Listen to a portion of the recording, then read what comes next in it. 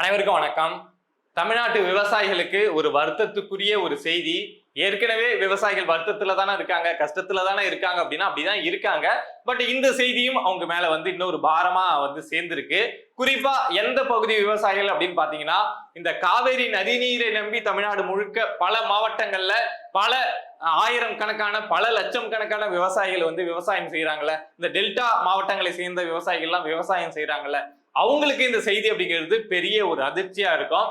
நேற்று உச்ச நீதிமன்றம் கர்நாடக அரசுக்கு ஒரு அனுமதி அப்படிங்கிறத வழங்கியிருக்காங்க. இந்த உத்தரவு வெளியானதுல இருந்து இது சம்பந்தமா தமிழ்நாட்டுல இரண்டு விதமான விஷயங்கள் அப்படிங்கிறது நேத்திலிருந்து பேசப்பட்டு இருக்கு. ஒண்ணு, உச்ச நீதிமன்றம் கொடுத்த உத்தரவால தமிழ்நாட்டுக்கும் தமிழ்நாட்டில் இருக்கக்கூடிய விவசாயிகளுக்கும் எந்த ஒரு பாதிப்பும் கிடையாது அப்படின்னு சொல்லிட்டு திமுகவும் திமுகவை சேர்ந்த நபர்களும் இதனால எந்த ஒரு பிரச்சனையும் கிடையாதுப்பா, இதை பார்த்து நீங்க பதட்டப்படாதீங்க அப்படின்னு சொல்லி அவங்க பேசிட்டு இருக்காங்க. இன்னொரு பக்கம் இல்ல, இது தமிழ்நாட்டில் இருக்கக்கூடிய விவசாயிகளுக்கு ஒரு பெரிய பாதிப்பை ஏற்படுத்தும்.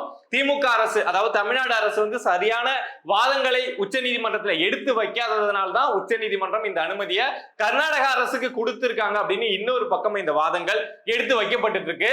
என்ன அப்படின்னா, உங்களுக்கு இந்த செய்தியை நீங்க ரொம்ப நாளாவே கேள்விப்பட்டிருப்பீங்க. கர்நாடகா மேகதாது அணை கட்டுவதற்கான முயற்சியை ரொம்ப காலமா எடுத்து வச்சிருக்காங்க. அவங்க சட்டப்பேரவையிலேயே 9000 கோடி அதுக்காக பட்ஜெட் ஒதுக்கி அதுக்கான முயற்சி அப்படிங்கிறத பண்ணிட்டு இருக்காங்க. 2018 இருந்து இது சம்பந்தமான வாதங்கள் விவாதங்கள் அப்படிங்கிறதெல்லாம் போயிட்டு இருக்கு. சோ கர்நாடகா மேகதாது, அதாவது ராம்நகர் அப்படிங்கிற டிஸ்ட்ரிக்ட்ல இருக்கக்கூடிய மேகதாது அப்படிங்கிற இடத்த காவிரி நதியில அந்த அணையை கட்டுவதற்கான முயற்சி அப்படிங்கிறத கர்நாடகா எடுத்துட்டு இருக்காங்க. இன்னொரு பக்கம் அதை கட்டக்கூடாது, அதை தடுத்து நிறுத்தணும் அப்படின்னு சொல்லிட்டு தமிழ்நாடு அரசும் பாண்டிச்சேரி கேரளா இந்த 3 மாநிலங்கள், குறிப்பா சொல்லணும் அப்படின்னா அது கட்டப்பட்டா தமிழ்நாட்டுக்கு தான் பெரிய அளவுக்கு பாதிப்பு அப்படிங்கிறதுனால தமிழ்நாடு அரசு ரொம்ப தீவிரமா அது சம்பந்தமா அதை தடுத்து நிறுத்துவதற்கான முயற்சி அப்படிங்கிறத பண்ணிட்டு இருந்தாங்க. சோ கர்நாடக அரசு எங்களுக்கு அனுமதி வேணும், எங்களுக்கு விரிவான ஒரு திட்ட அறிக்கை நாங்க தயாரிக்கிறதுக்கு அனுமதி வேணும் அப்படின்னு உச்ச நீதிமன்றம் போறாங்க அப்படின்னா தமிழ்நாடு அரசும் இந்த கேரளா பாண்டிச்சேரி அரசும் சேர்ந்து போய் இல்ல, அதுக்கான அனுமதி கொடுக்க கூடாது அப்படின்னு சொல்லிட்டு அதுக்கு தடை வேணும் அப்படின்னு சொல்லிட்டு உச்ச நீதிமன்றம் போவாங்க.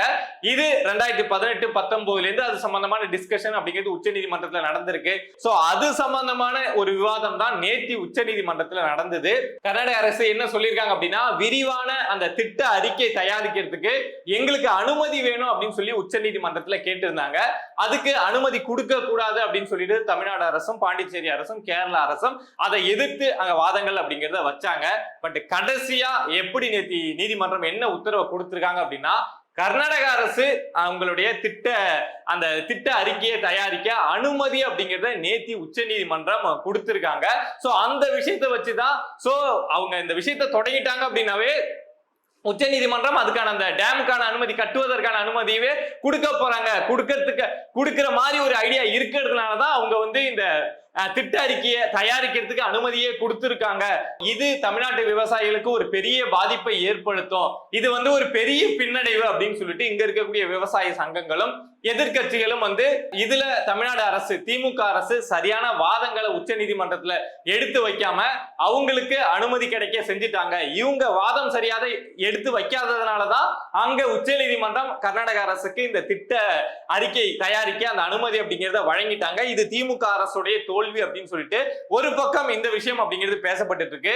இன்னொரு பக்கம் திமுக தரப்புல இருந்து என்ன சொல்றாங்க அப்படின்னா, நாங்க எல்லா வாதத்தையும் எடுத்து வச்சோம், ஆரம்ப காலகட்டத்திலிருந்து நாங்க இதுக்காக என்ன ஃபைட் பண்ண முடியுமோ ஃபைட் பண்ணிட்டு தான் இருக்கோம்.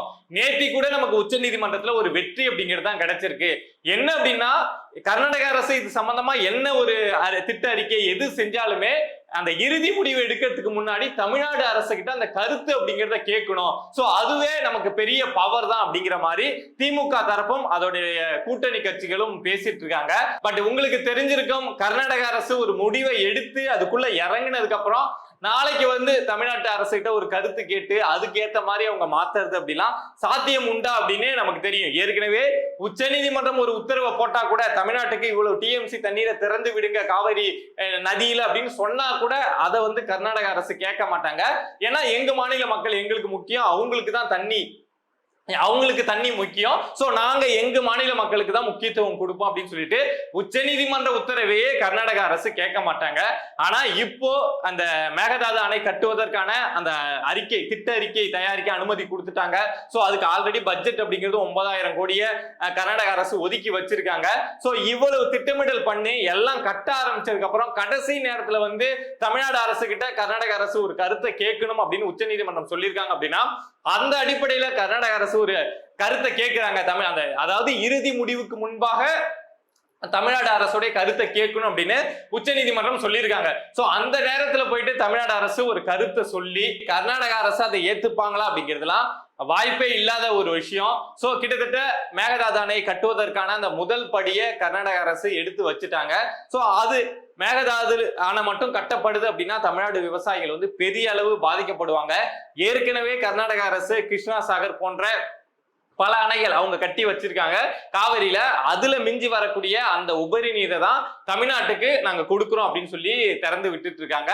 சோ இப்ப அந்த உபரி நீரையும் தடுத்து நிறுத்த மேகதாதுல அணை கட்டிட்டாங்க அப்படின்னா அதுக்கப்புறம் காவிரியில தண்ணியை பாக்குறது அப்படிங்கிறது ரொம்ப கஷ்டம். அதாவது குடிக்கிறதுக்கு தண்ணியை பாக்குறது அப்படிங்கிறது ரொம்ப கஷ்டமான விஷயமா போயிடும். அப்படிங்கிறப்போ அந்த காவிரி அந்த பெல்ட்டை நம்பி காவிரியில தண்ணி வரும் அப்படின்னு நம்பி பல லட்சம் ஏக்கர் தமிழ்நாட்டில் இருக்குல்ல, அந்த தண்ணியை நம்பிதான் நாங்க விவசாயம் செய்யறோம் அப்படின்னு பல லட்ச கணக்கான விவசாயிகள் இருக்காங்கல்ல. சோ அவங்களுடைய விஷயங்கள் அவங்களுடைய வாழ்வாதாரம் என்ன ஆகும், அந்த விவசாய நிலங்கள் என்ன ஆகும் அப்படிங்கிறதா இப்ப இருக்கக்கூடிய எல்லாருக்கும் இருக்கக்கூடிய ஒரு வருத்தம், ஒரு கேள்வி. இதுல தமிழ்நாடு அரசு என்னப்பா பண்ணிருக்க முடியும் அப்படின்னா, கர்நாடக அரசுக்கு உச்சநீதிமன்றம் இந்த அனுமதியை நீங்க ஆரம்பத்திலே ஒரு விஷயத்தை தடுத்து நிறுத்தணும்ல, அவங்க பட்ஜெட் ஒதுக்கி எல்லா செலவும் பண்ணி கட்ட ஆரம்பிச்சதுக்கு அப்புறம் நீங்க அதை தடுத்து நிறுத்தணும் அப்படின்னு சொல்லிட்டு உச்சநீதிமன்றம் போறீங்க அப்படின்னா இப்ப அதுக்கு முன்னாடி என்ன பண்ணிட்டு இருந்தீங்க, தூங்கிட்டு இருந்தீங்களா அப்படின்னு உச்சநீதிமன்றமே கேட்பாங்க. அப்படிங்கிறப்போ திமுக அரசு நேத்திய வாதத்திலேயே அவங்களுக்கு இந்த திட்ட அறிக்கை தயாரிக்க உச்சநீதிமன்றம் அனுமதி கொடுத்தாங்கல்ல, அது கொடுக்காத அளவுக்கு நேற்று ஒரு ஸ்ட்ராங்கான வாதங்களை எடுத்து வச்சு இதை தடுத்து நிறுத்தினாங்க அப்படின்னா இங்கேயே இந்த விஷயம் அப்படிங்கிறது நீர்த்து போயிருக்கும். பட் ஒவ்வொரு படியா கர்நாடக அரசு மேகதாதுல அணை கட்டுவதற்கான முயற்சியில வெற்றி பெற்றுக்கிட்டே இருக்காங்க.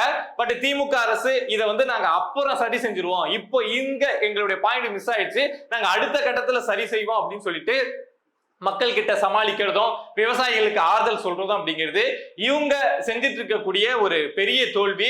ஏன்பா டிஎம்கேவோட லீகல் விங் தான் ரொம்ப ஸ்ட்ராங்னு சொல்லுவாங்களே, அவங்க வேணும்னா இதுல வாதாடி இருப்பாங்களே, அவங்களாலே வாதாட முடியலையா அப்படிங்கிற கேள்வி உங்களுக்கு வரலாம். அவங்களுடைய கட்சி அமைச்சர் ஏதாவது ஊழல்ல மாட்டிக்கிறாரு, இல்ல அவங்க கட்சிக்குள்ள ஏதாவது பிரச்சனை அப்படின்னா ரொம்ப அவங்களுடைய லீகல் விங் வந்து ரொம்ப ஆக்டிவா செயல்பட்டு இந்த மாதிரி விஷயங்களை செய்வாங்க. பட் மக்கள் பிரச்சனை அப்படின்னா அதை திமுக எப்பொழுதுமே கண்டுக்காது. குறிப்பா இந்த மேகதாது அணை பிரச்சனையில கண்டுக்காது. ஏன்னா இங்க காங்கிரஸ் வந்து திமுகவோட கூட்டணியில இருக்காங்க, அங்க கர்நாடகாவில காங்கிரஸ் ஆட்சி பண்ணிட்டு இருக்காங்க.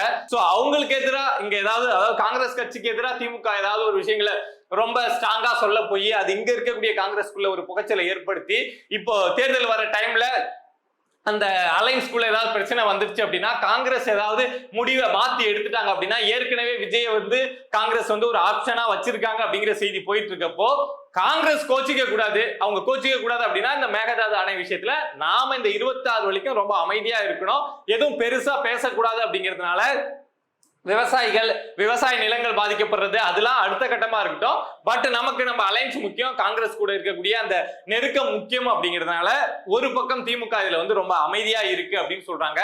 இது போக திமுக தலைமை குடும்பத்தை சேர்ந்த பெரிய அளவிலான இன்வெஸ்ட்மெண்ட் வந்து கர்நாடகாவில் இருக்கு. சோ இங்க இது சம்பந்தமான ஏதாவது விஷயங்களை பெரிய வாதங்களை எடுத்து வச்சு அதை தடுக்க முயற்சி பண்றாங்க அப்படின்னா கர்நாடக அரசு அது சம்பந்தமா இவங்களுடைய இன்வெஸ்ட்மெண்ட்ல ஏதாவது கைய வச்சிருவாங்களோ அப்படிங்கிற ஒரு பயமும் திமுகவுக்கு இருக்கு. சோ அதனாலதான் இந்த விஷயத்தை வந்து திமுக வந்து ஒரு சாஃப்ட் டோன்ல ஹேண்டில் பண்றாங்க அப்படிங்கிற குற்றச்சாட்டும் திமுக மேல வைக்கப்படுது.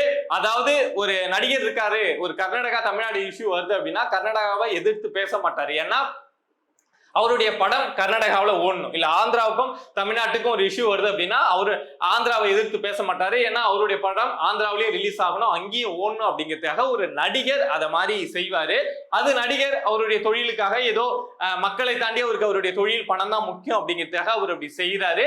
அதுக்கு பெருசா நம்ம கோச்சிக்க முடியாது, கோச்சிக்கிட்டாலும் அடுத்த நிமிஷம் மறந்துட்டு போயிடுவோம். ஆனா ஒரு அரசுமே தன்னுடைய கூட்டணி கட்சி கோச்சிக்க கூடாது, தன்னுடைய இன்வெஸ்ட்மெண்ட் வந்து பாதிக்கப்பட்ட கூடாது அப்படிங்கிறதுக்காக இன்னொரு மாநில அரசுக்கு வந்து இணக்கமா போகிறது, கொஞ்சம் அடிபணிஞ்சு போறது அப்படிங்கிறது அது போறது பிரச்சனை கிடையாது. ஆனா அதனால இங்க பாதிப்படையக்கூடிய விவசாயிகள் எவ்வளவு பேர் இருக்காங்க, விவசாய நிலங்கள் வந்து எவ்வளவு இருக்கு அப்படிங்கிற விஷயத்த யோசிச்சு பார்த்தாங்க அப்படின்னா, மனசாட்சிய கொஞ்சமாவது நேர்மையா வச்சு யோசிச்சு பார்த்தாங்க அப்படின்னா, திமுக அரசு இந்த மேகதாதுல அணை கட்டுறதை தடுத்து நிறுத்தணும் அப்படின்னு முயற்சி பண்ணுவாங்க. பட் அதை பத்தி திமுக அரசுக்கு ஒரு கவலையும் கிடையாது. அவங்களுக்கு இருக்கக்கூடிய ஒரே ஒரு கவலை என்ன அப்படின்னா, இந்த 26 தேர்தல் வரைக்கும் அப்படி நம்ம ஏதாவது ஒரு கிமிக்ஸ் காமிச்சு அப்படியே ஓட்டிட்டோம் அப்படின்னா அதுக்கப்புறம் இந்த விஷயத்த பேசிக்கலாம் அப்படிங்கிறது தான் ஒரு பெரிய எண்ணமா இருக்கும்.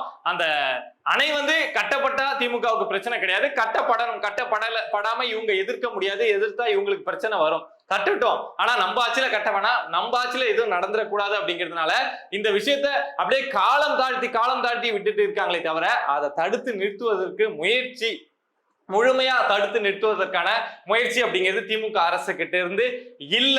அதுக்கு காரணம் என்ன அப்படிங்கிற விஷயத்தையும் சொல்லிட்டேன். இங்க ஆட்சியாளர்களுக்கு அவங்களுடைய அதிகாரமும் அவங்களுடைய கூட்டணியும் அவங்களுடைய இன்வெஸ்ட்மெண்ட் தான் முக்கியமே தவிர, தமிழ்நாட்டில் இருக்கக்கூடிய விவசாயிகள் அவங்க பாதிக்கப்படுவாங்க, அவங்க சோத்துக்கு கஷ்டப்படுவாங்க. அவங்க சோத்துக்கு கஷ்டப்பட்டாங்கன்னா இருக்கக்கூடிய ஐடி கம்பெனில வேலை பார்க்கக்கூடிய நபர்களும் சோத்துக்கு கஷ்டப்படுவாங்க. அவங்க கிட்ட இருந்து தான் சோறு வரணும் அப்படிங்கிற விஷயத்தெல்லாம் திமுக மறந்து ரொம்ப காலமாச்சு. ஆனா இப்ப கூட வந்து மனசாட்சியே இல்லாம எங்களால இப்போ தடுத்து நிறுத்த முடியல, ஆனா வருங்காலத்துல சிறப்பா தடுத்து நிறுத்திடும் அப்படின்னு சொல்லி உருட்டிட்டு இருக்காங்க. சோ இந்த உருட்டை நீங்க எப்படி பாக்குறீங்க அப்படிங்கறத சொல்லுங்க. அதாவது ஆரம்பத்திலே ஒரு விஷயத்த தடுத்து நிறுத்த முடியலையா, ஆனா அவங்க எல்லாம் செஞ்சதுக்கு அப்புறம் இவங்க போய் தடுத்து நிறுத்திடுவாங்களாம். இந்த கோமாளித்தனத்தை நீங்க எப்படி பாக்குறீங்க அப்படிங்கிற விஷயத்த மறக்காம கமெண்ட் பாக்ஸ்ல வந்து சொல்லுங்க. இத மாதிரி நம்மளை சுத்தி நடக்கக்கூடிய விஷயங்களை நீங்க தெரிஞ்சுக்கணும் அப்படின்னு நினைச்சீங்கன்னா மறக்காம பிரபா டாக்ஸ் சேனலை சப்ஸ்கிரைப் பண்ணி சப்போர்ட் பண்ணுங்க. நன்றி.